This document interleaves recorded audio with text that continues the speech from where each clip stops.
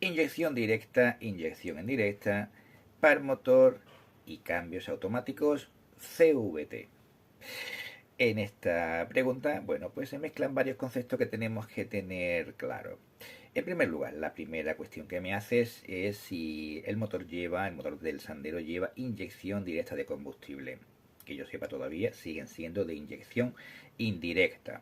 La diferencia entre uno y otro es que la inyección directa se produce directamente en la cámara de combustión y en la inyección indirecta se produce justamente detrás de las válvulas de admisión.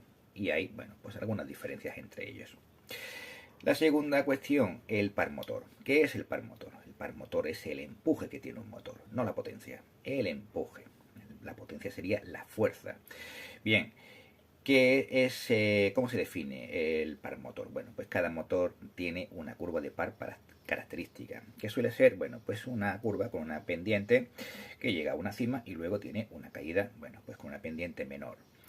¿Qué sería lo ideal? Lo ideal sería tener una curva de motor completamente plana. ¿Por qué? Porque tendríamos el máximo empuje durante todo el régimen de revoluciones que nos permite alcanzar el motor. En la actualidad, los motores modernos, esto está bastante logrado y las curvas de par pues, suelen tener una gran pendiente desde el ralentí hasta un determinado número de revoluciones. Se mantiene esta curva de par lo más plana posible o con una pendiente muy ligera y luego al final pues ya caen.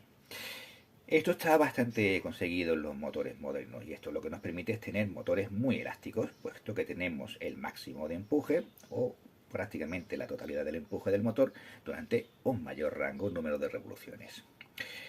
Los cambios CVT. ¿Qué es un cambio CVT? Bueno, es un cambio de transmisión continua variable, es decir, hablando en plata. ¿Recordáis los ciclomotores, los mobiletes, los vespinos, etcétera?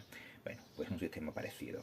Son dos poleas cónicas que varían su conicidad mediante unos muelles o mediante unos sistemas hidráulicos y hay una correa que transmite el movimiento de una a la otra.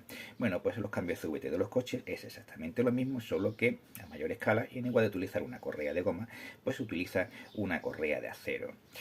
¿Cuál es la ventaja de los cambios CVT? Pues que permite mantener el par máximo del motor durante mayor tiempo, con lo cual hace que los vehículos que utilizan este tipo de sistemas pues sean ideales sobre todo para conducir en la ciudad porque son muy cómodos y además se aprovecha mucho mejor el par motor.